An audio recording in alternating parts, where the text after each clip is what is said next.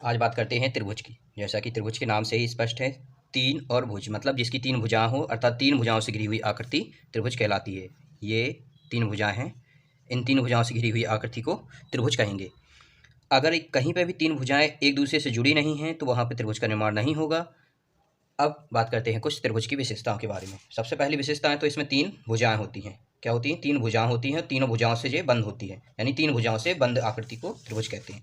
उसके बाद इसमें तीन कोण भी होते हैं। तीन कोण भी होते हैं, एक, दो और ये तीन, तीनों कोण होते हैं। अब इसके बाद अगली विशेषता इसकी रहेगी कि जो इसके तीनों कोण रहते हैं, तीनों आंतरिक कोणों का योग 180 होता है। यानी कि ये जैसे कोण 1 मान लिया, ये कोण 2 मान लिया, जो कोण 3 मान लिया, तो कोण 1 का मान कोण 2 का मान प्लस कोण 3 का मान 180 के बराबर होगा। अब बात करते हैं आगे इसकी और विशेषताओं में सबसे बड़ी जो विशेषता आती है वो त्रिभुज के बनने के विषय में रहती है। वो सबसे बड़ी विशेषता यह रहती है कि इसकी दो भुजाओं का योग तीसरी भुजा के दो भुजाओं का योग तीसरी भुजा से ज़्यादा होता है। मतलब इसका सबसे पहले कोई त्रिभुज की साइड से ले लिया, यानी 3, 4, 5 ले लिया, तो इसकी जो दो भुजाएं हैं, आगे प्रथम दो भुजाएं, उनका योग 4, 3, 7 ज़्यादा होगा जो उसकी तीसरी भुजा होगी, यानी तीसरी भुजा से ज़्यादा होगा। तो तीसरी भुजा से ज़्यादा होगा यानी 5 से ज़्यादा हो जाएगा। तो यहाँ पे ये त्रिभुज बनना संभव है और यहाँ पे त्रिभुज बन जाता है। और अगर यहीं पे कहीं अगर 1 और 4 ले लिया और उसके बाद एक भुजा 8 ले ली, तो इन दोनों का योग कितना हो रहा है? 4, 1, 5 हो रहा, और ये 5 बड़ा नहीं है 8 से, अर्थात यहाँ पे त्रिभुज का निर्माण नहीं होगा। अब इसकी अगली विशेषता की बात करते हैं कि जो कोण बड़ा होगा उसके सामने वाली भुजा भी बड़ा होगी, यानी सम्मुख भुजा के सामने का कोण बड़ा होगा। अर्थात जो बड़ी भुजा है, यहाँ पे बड़ी भुजा होगा, बड़ी भुजा के सामने का कोण बड़ा होगा।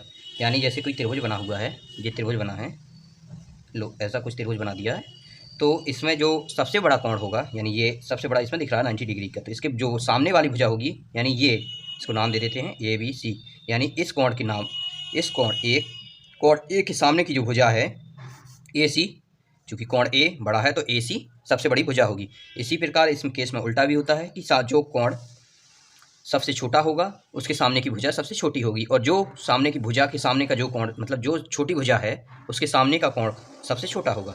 अब बात करते हैं इसकी अगली विशेषता के बारे में।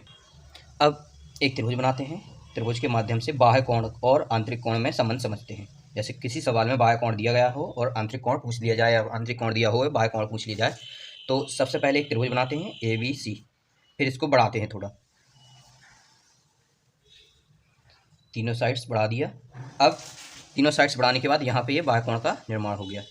अब इसके कोणों का नाम डाल दो, 1, 2, 3, 4, 5, 6, ठीक, सभी कोणों का नाम डल गया।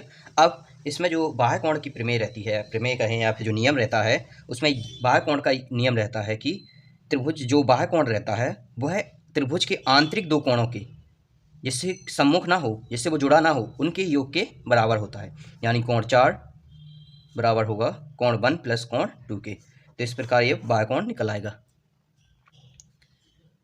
बाह्य कोण, ये बाह्य कोण हो जाएगा, यानी कोण 4 निकल आएगा। इसको निकालने का एक दूसरा भी तरीका है। यहाँ पे देखिए ये एक सीधी रेखा बन रही है, यानी एक सरल रेखा बन रही है। सरल रेखा में जो कोण विभाजित रेखा होती है, त्रियक रेखा होती है, वो 180, वो जितना भी विभाजित करे उनका टोटल योग 180 होता है। यानी कोण 3 प्लस कोण 4 इक्वल टू 180, यानी कोण 4 का मान निकालना है तो 180 में से कोण 3 घटा देंगे तो कोण 4 का 8 मान निकल आएगा, यानी कोण 4 का मान निकल आएगा। तो ये हो गई बाह्य प्रमेय, बाह्य कोण प्रमेय, जो प्रदर्शित करती है कि बाह्य कोण आंतरिक दो कोणों के योग के बराबर होता है।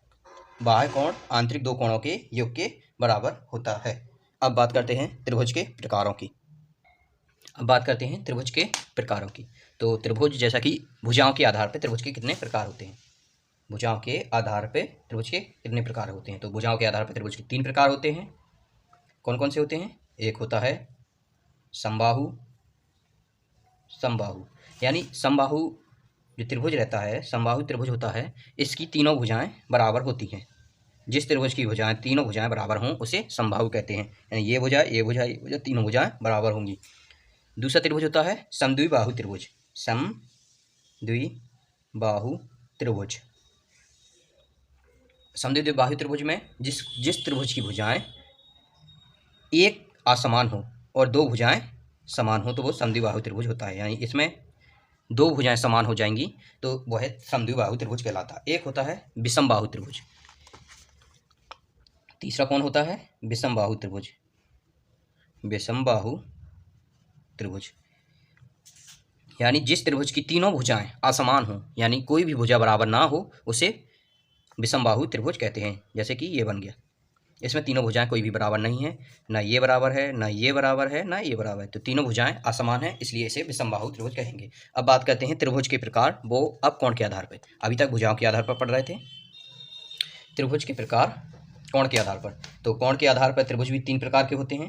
पहला कौन सा होता है? न्यून कोण, न्यून कोण त्रिभुज। दूसरा समकोण त्रिभुज। तीसरा अधिक कोण त्रिभुज, अधिक कोण त्रिभुज।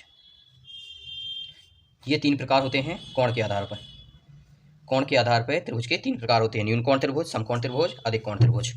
अब बात करते हैं इनमें क्या कंडीशन रहते हैं। सबसे पहले बात करते हैं न्यून कोण त्रिभुज की। तो न्यून कोण त्रिभुज में जो थीटा का मान रहता है वो 0 से तो अधिक होता है। कितना? 0 से तो अधिक होता है, 0 डिग्री से अधिक होता है, परंतु 90 डिग्री से कम होता है। तो उस त्रिभुज की, यानी कि किसी त्रिभुज के कोण में, एक कोण में, त्रिभुज के किसी एक कोण में उसका मान 90 डिग्री से कम हो, यानी कि किसी त्रिभुज का एक कोण न्यून कोण हो, तो उसे त्रिभुज जो त्रिभुज रहेगा उस त्रिभुज को न्यून कोण त्रिभुज कहेंगे। जैसे यहाँ पे एक त्रिभुज बनाए, ये त्रिभुज है, तो यहाँ पे जो थीटा का मान है ये 90 से कम है और 0 से ज़्यादा है, तो ये त्रिभुज कौन सा हो जाएगा? न्यून कोण त्रिभुज। अब बात करते हैं समकोण त्रिभुज की। तो समकोण त्रिभुज में जो थीटा का मान रहता है, थीटा का मान रहता है वो 90 डिग्री के बराबर होता है। यानी जो समकोण त्रिभुज होता है उसमें एक कोण 90 डिग्री का होता है। जैसे ये रखा है, ये 90 डिग्री का कोण बन गया है, तो ये समकोण त्रिभुज रहता है। और समकोण त्रिभुज के सम्मुख में एक बात चलती है कि इसमें एक पाइथागोरस प्रमेय चलती है। पाइथागोरस प्रमेय चलती है जिसका जो इस त्रिभुज को नाम दे देते हैं ABC। जो पाइथागोरस प्रमेय होती है वो इस प्रकार होती है कि कर्ण का स्क्वायर यानी AC का स्क्वायर आधार के स्क्वायर प्लस BC का स्क्वायर प्लस ऊंचाई यानी कि लंब यानी कि AB का स्क्वायर। तो ये कौन सी प्रमेय है? पाइथागोरस प्रमेय है। इससे भी कई सवाल बनते हैं, पाइथागोरस प्रमेय। ठीक। अब बात करते हैं अधिक कोण त्रिभुज की। तो अधिक कोण त्रिभुज की बात करते हैं तो सबसे पहले इसमें जो कंडीशन रहती है वो थीटा का मान, पहली बात तो 90 से ज़्यादा रहेगा। कितना? 90 से तो ज़्यादा रहेगा, 90 से तो ज़्यादा रहेगा, परंतु 180 से कम रहेगा, यानी 180 से कम रहेगा। यानी किसी त्रिभुज में एक कोण का मान 90 डिग्री से अधिक तथा 180 डिग्री से कम हो तो उस त्रिभुज को अधिक कोण त्रिभुज कहेंगे। जैसे एक कोई त्रिभुज बना लिया, ये थीटा है, तो इसमें जो ये थीटा कोण है, ये थीटा कोण है, इसमें जो थीटा कोण है वो 90 डिग्री से ज़्यादा है और 180 डिग्री से कम है, तो ये अधिक कोण त्रिभुज बन गया। अब आगे अगले सवाल, जो अगला वीडियो रहेगा उसमें सवालों की बात करेंगे।